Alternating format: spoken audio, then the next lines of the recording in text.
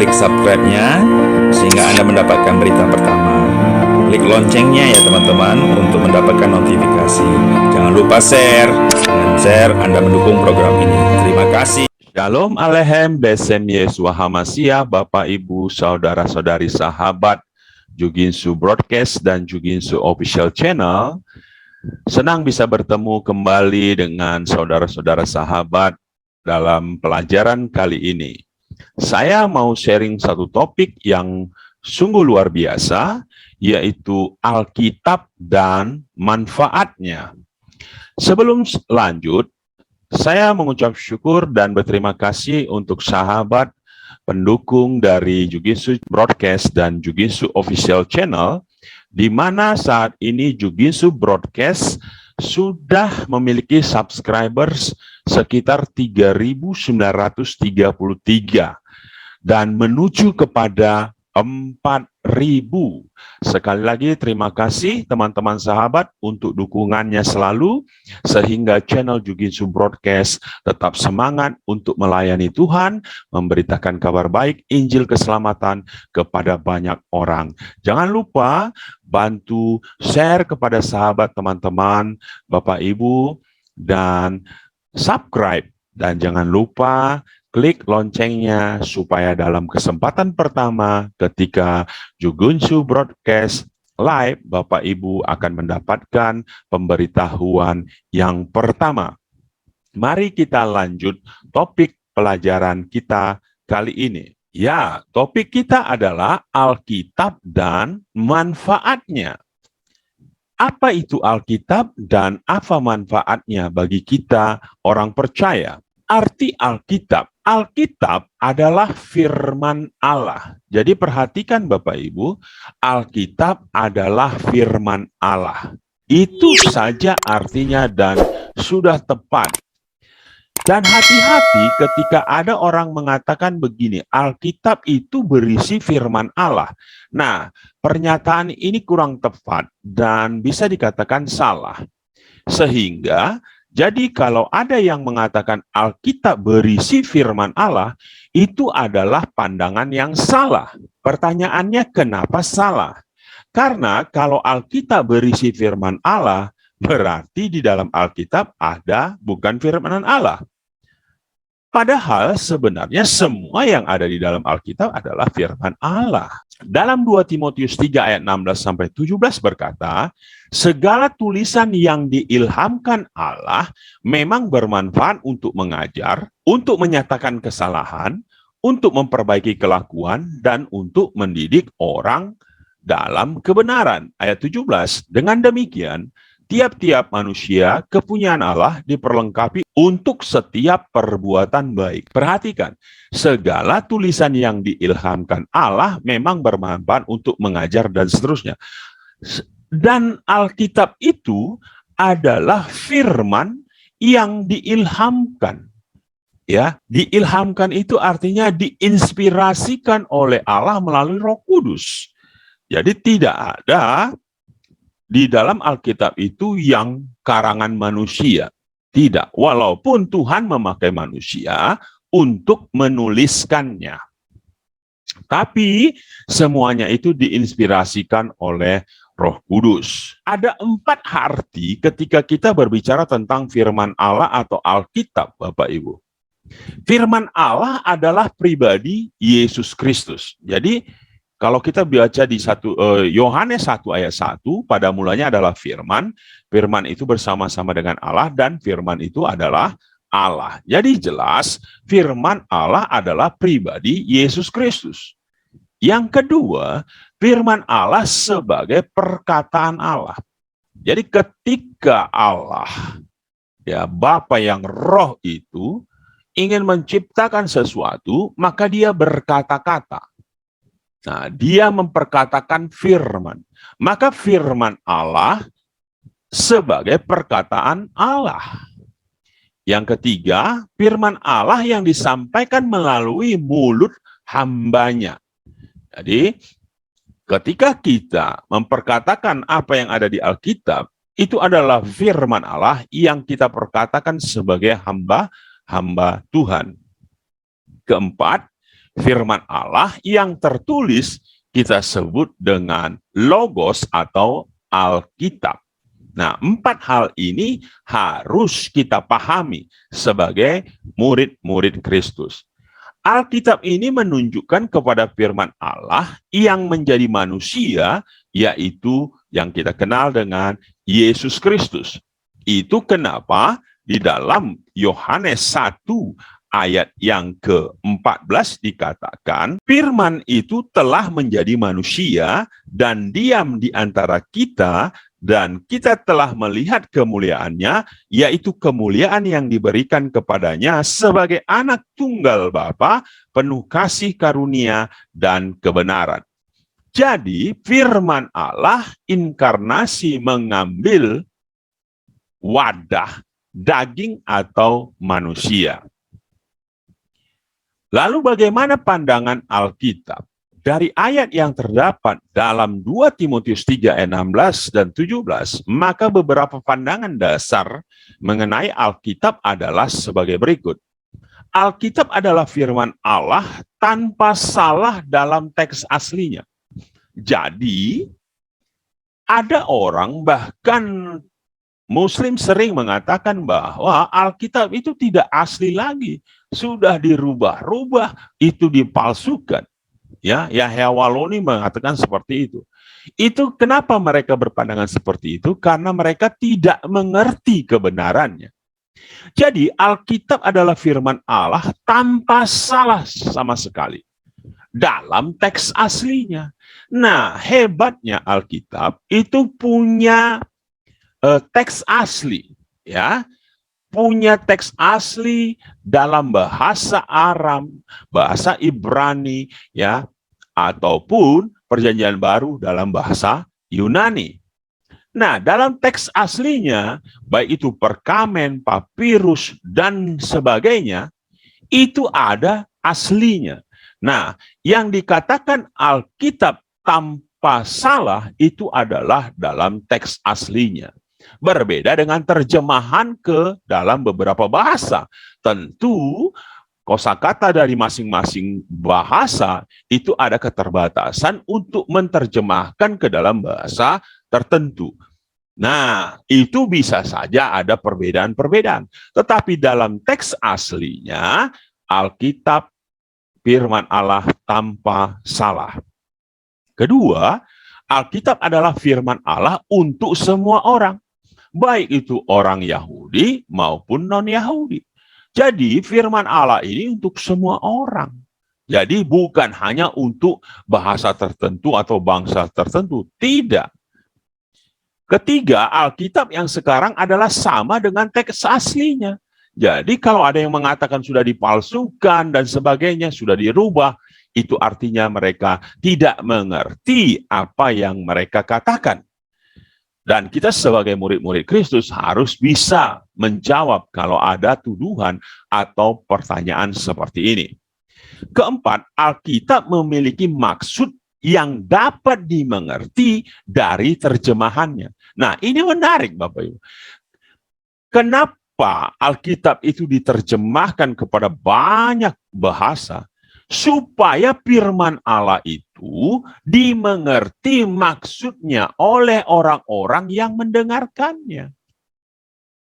Itu kenapa di dalam kekristenan memahami, mengerti firman Tuhan itu sangat penting.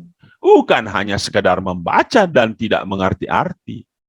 Itu kenapa di dalam Mazmur, ya, Mazmur 1 ayat 1 berkata begini, berbahagialah orang yang tidak berjalan menurut nasihat orang fasik, yang tidak berdiri di jalan orang berdosa, dan yang tidak duduk dalam kumpulan pencemooh. Ayat kedua, tetapi yang kesukaannya ialah Taurat Tuhan, dan yang merenungkan Taurat itu siang dan malam. Jadi penting sekali ya kita membaca firman Tuhan dan merenungkannya. Merenungkan itu artinya apa? Kita mencari tahu maksud artinya. Ya, supaya ketika kita mengerti artinya dan kita menjadi pelaku. Bukan hanya sekadar ikro baca. Ya, membaca pakai bahasa Arab, tapi nggak ngerti artinya. Untuk apa? Sedangkan firman Tuhan itu berbicara tentang perkataan Tuhan dan kuasa. Ketika kita memperkatakannya, ketika kita mengimaninya, mengerti, dan kita melakukannya, maka pada saat itu firman itu akan punya kuasa. Itu bedanya. Maka di dalam Yosua 1 ayat 8 dikatakan begini, janganlah engkau lupa memperkatakan kitab Taurat ini, tetapi renungkanlah itu siang dan malam, supaya engkau bertindak hati-hati sesuai dengan segala yang tertulis di dalamnya. Sebab dengan demikian perjalananmu akan berhasil dan engkau akan beruntung. Agar engkau berhasil dan beruntung, maka engkau harus merenungkan Taurat Tuhan siang dan malam. Merenungkan itu mencari tahu apa maksudnya, mengerti remanya. Itu artinya Alkitab. Jadi bukan dibaca-baca saja seperti mantra, bukan. Tetapi kita harus mengerti karena firman Tuhan ini adalah perkataan Allah yang punya kuasa. 5, Alkitab merupakan satu kesatuan. Artinya begini Bapak Ibu, dari Kejadian sampai Wahyu, 66 kitab ini, ya, itu saling kait-mengait, dan merupakan satu kesatuan yang berbicara tentang Yesus Kristus, kabar baik.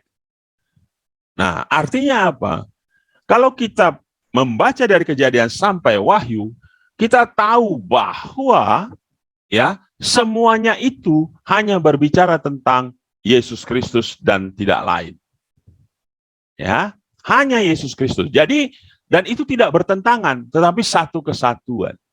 Jadi kalau ada orang yang memprotes ya Alkitab, mengatakan kok itu saling berlawanan dan sebagainya, dan dia tidak pernah membaca Alkitab dari Kejadian sampai Wahyu, itu pasti dijamin salah. Karena bisa saja kesannya bertentangan, tetapi kalau kita sudah pernah membaca dari Kejadian sampai Wahyu, merenungkan dan mempelajarinya, percayalah, ya, kita tidak akan pernah mengatakan itu pertentangan. Karena Alkitab merupakan satu kesatuan. Nah, kita masuk kepada apa kegunaan atau manfaat Alkitab bagi kita orang percaya. Nah, jadi firman Tuhan itu bukan hanya sekedar tulisan perkataan yang tidak punya kuasa, no. Tetapi firman Tuhan itu punya kuasa ketika kita mengerti, ya, dan melakukannya. Maka ada kuasa dunamos di situ.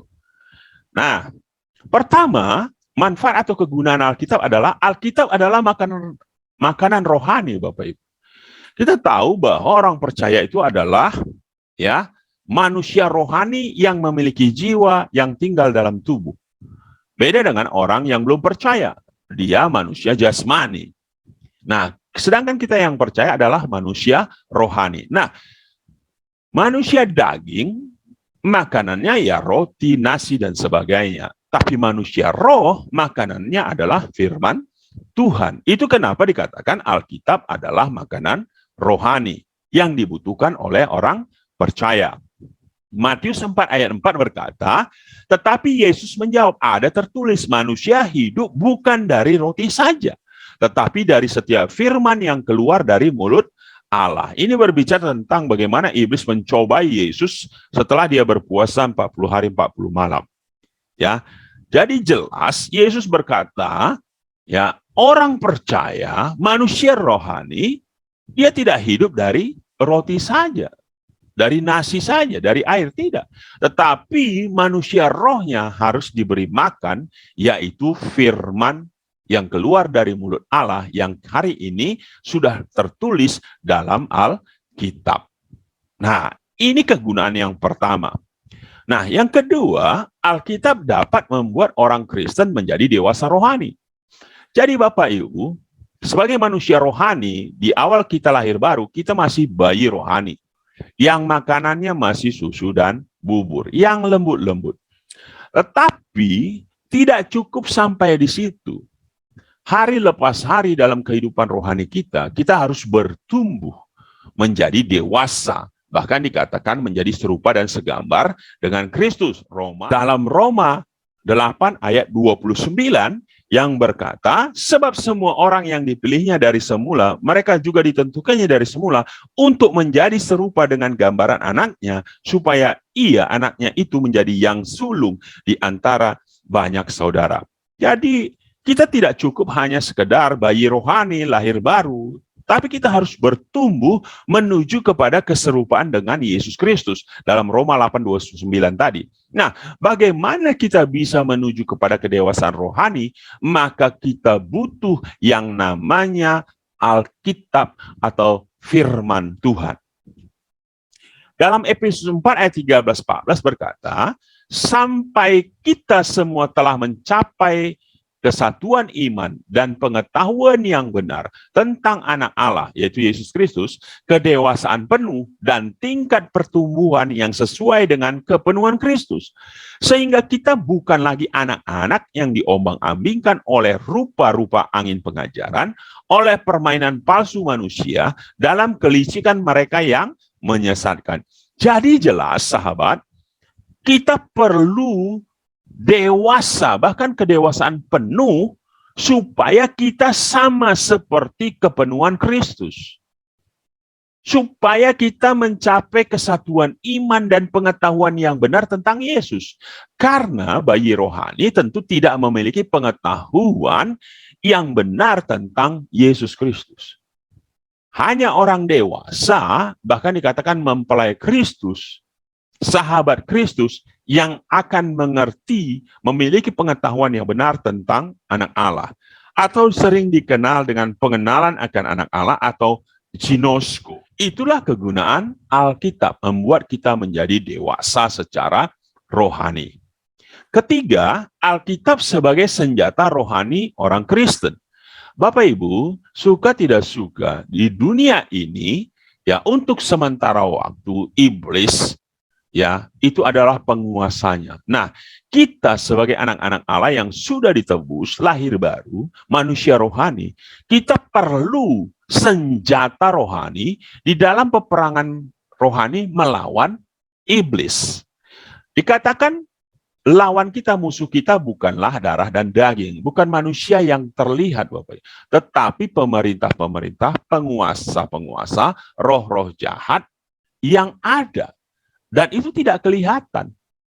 Namanya roh. Nah, bagaimana kita bisa melawan itu? Nah, senjata kita adalah firman Tuhan yang kita kenal dengan Alkitab.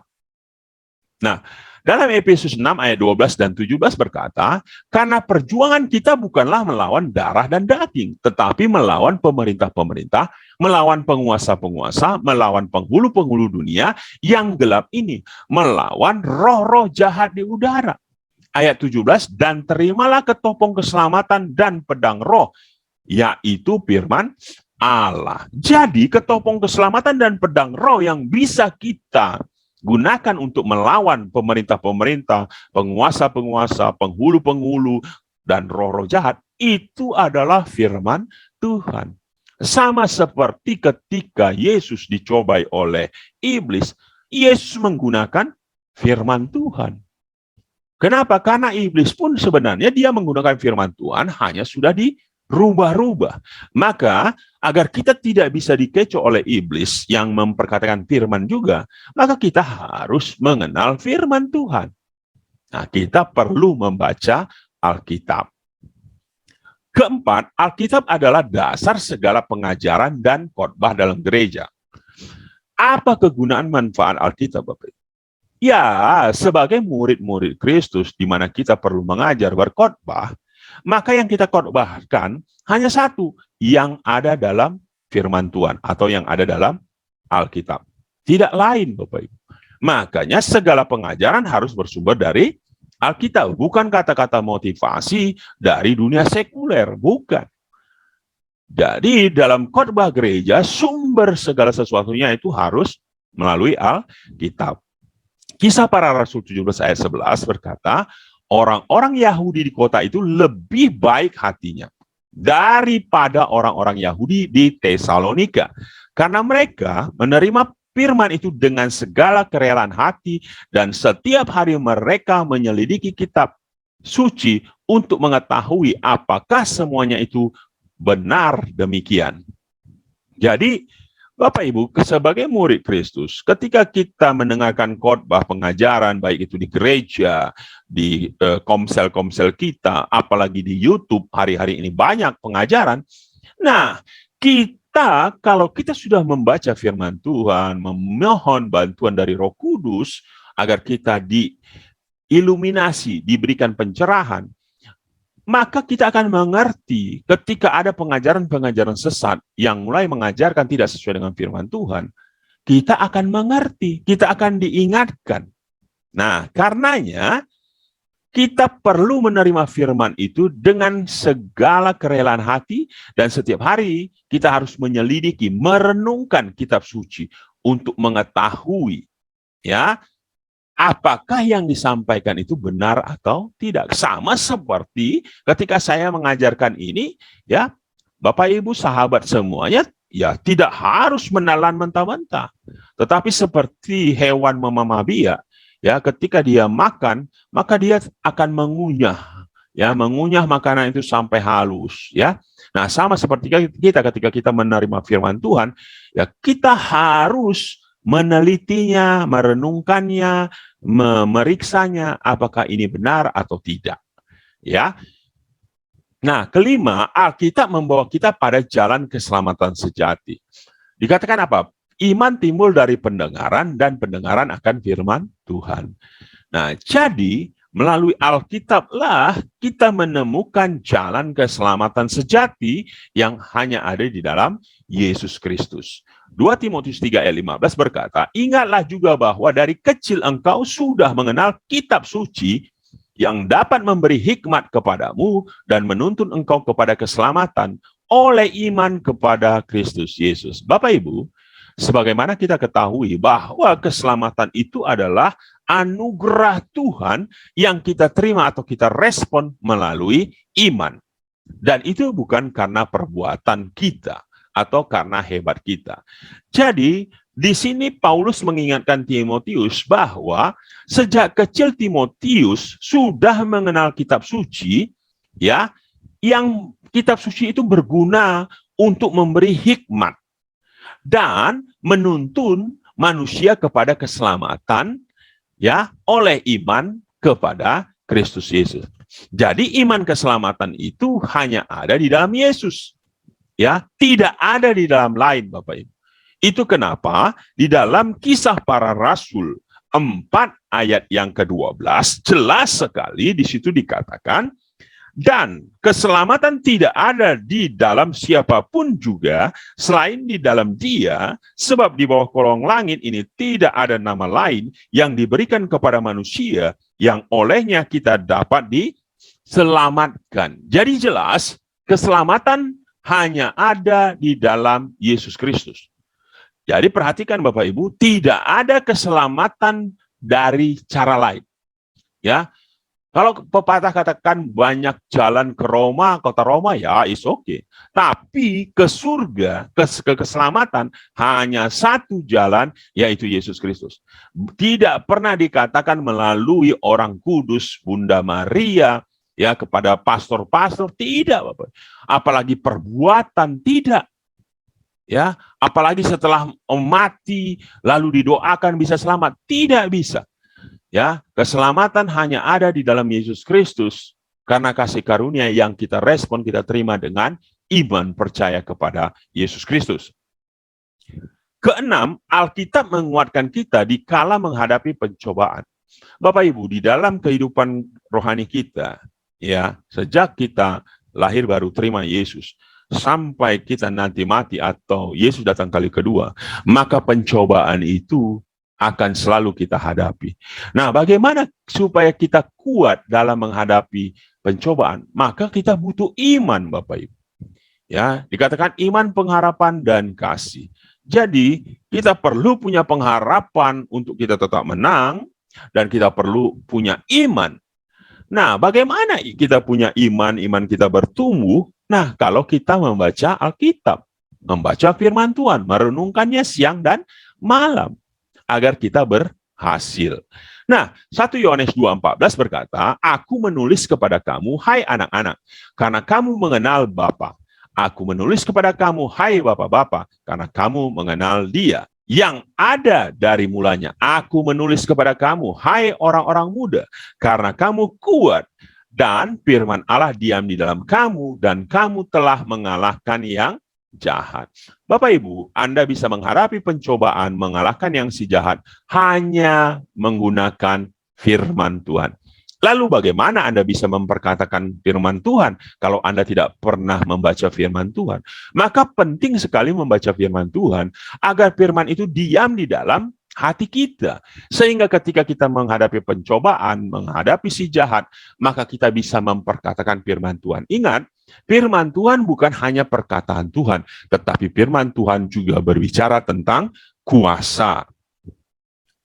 Ketujuh, Alkitab meneguhkan iman kita tentang keselamatan dan hidup kekal yang sudah kita terima. Kenapa kita perlu membaca Alkitab? Kenapa kita perlu merenungkan firman Tuhan? Karena dengan membaca Alkitab, merenungkan firman Tuhan, iman kita akan semakin besar, sehingga keyakinan kita akan keselamatan dan hidup kekal itu bisa kita terima seutuhnya pada nantinya. Dalam 1 Yohanes 5 ayat 13 berkata, semuanya itu kutuliskan kepada kamu, supaya kamu yang percaya kepada nama anak Allah, yaitu Yesus Kristus, tahu bahwa kamu memiliki hidup yang kekal. Jadi Bapak Ibu, perhatikan sekali imanmu, bahwa ketika engkau percaya kepada Yesus Kristus dan hidup di dalamnya, maka kehidupan kekal adalah milikmu. Dan itu kita terima hari ini, Bapak Ibu. Bukan nanti setelah kita mati baru kita percaya diselamatkan, tidak. Waktu kita masih hidup, kita percaya kepada Kristus, keselamatan itu kita terima, walaupun memang belum sempurna. Karena kesempurnaannya, waktu yang sempurna itu nanti datang. Waktu Yesus datang kali kedua, baru kita menerima kesempurnaannya. Kedelapan, Alkitab menguatkan iman kita tentang kuasa doa. Kenapa kita perlu membaca firman Tuhan, Bapak Ibu? Karena di dalam doa-doa yang menggunakan atau memperkatakan firman Tuhan, itu akan penuh dengan kuasa. Yohanes 15 ayat 7 berkata, jikalau kamu tinggal di dalam aku dan firmanku tinggal di dalam kamu, mintalah apa saja yang kamu kehendaki dan kamu akan menerimanya. Jadi orang benar, murid Kristus, ketika dia berdoa, Bapak Ibu, bukan hanya berdoa dengan kata-kata yang bertele-tele, yang tidak punya makna, tetapi ketika engkau berdoa, engkau memperkatakan firman. Nah, ketika engkau memperkatakan firman, maka perkataan firman itu adalah perkataan Tuhan sendiri. Nah, ketika engkau memperkatakan firman, itu punya kuasa. Maka ketika engkau meminta sesuatu di dalam nama Tuhan Yesus, sesuai dengan kehendak Tuhan, maka engkau akan menerimanya. Itu kenapa penting sekali kita menghafal, mengerti firman Tuhan. Karena ketika kita berdoa, kita memperkatakan firman Tuhan. Sama seperti Tuhan Yesus, dia memperkatakan firman. Nah, yang kesembilan, Bapak Ibu, Alkitab membantu kita untuk menjadi semakin serupa dengan Allah.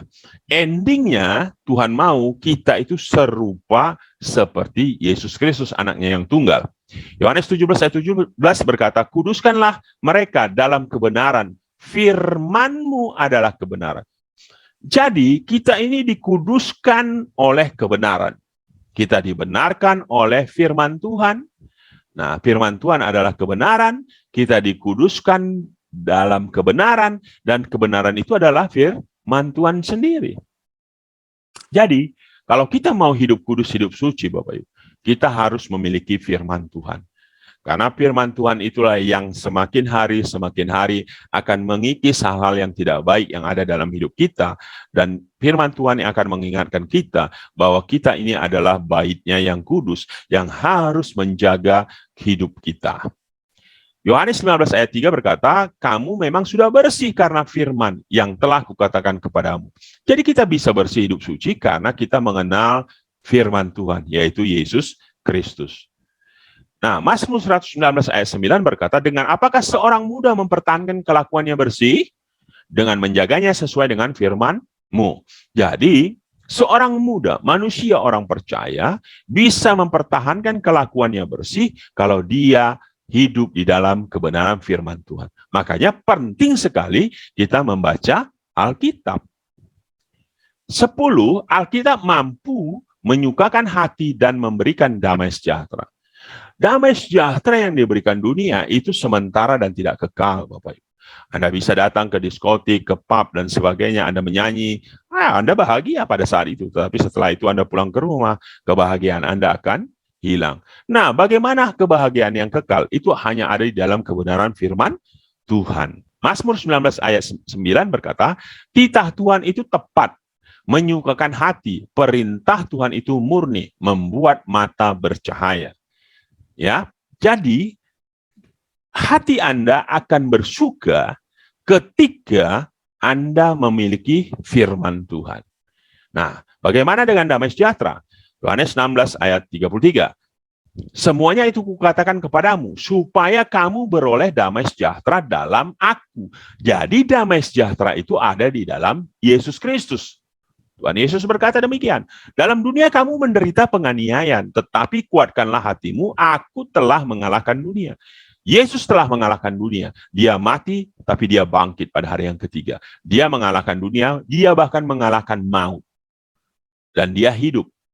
Nah, hanya ada di dalam Yesuslah kehidupan itu.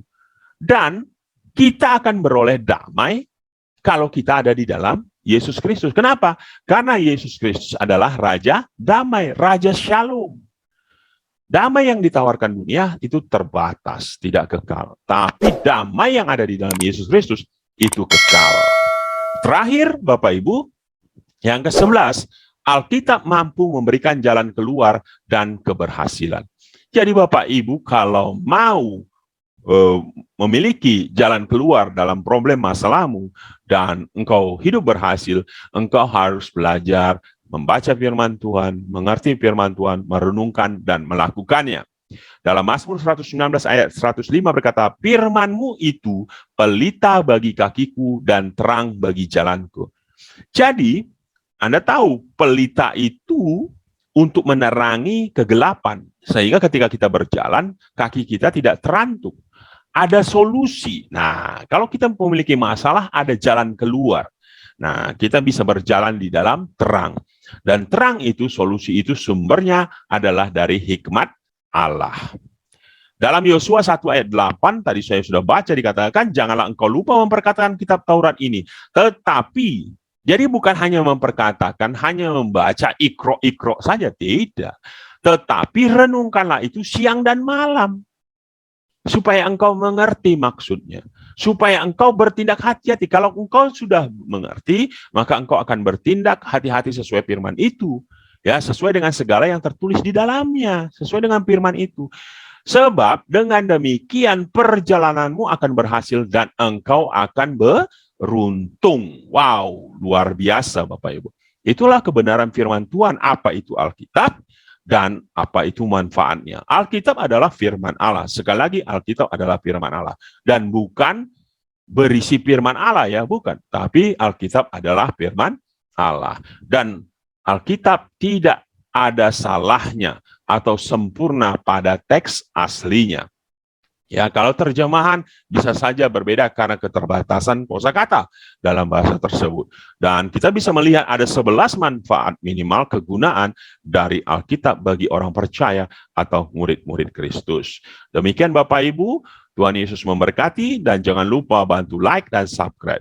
God bless you all.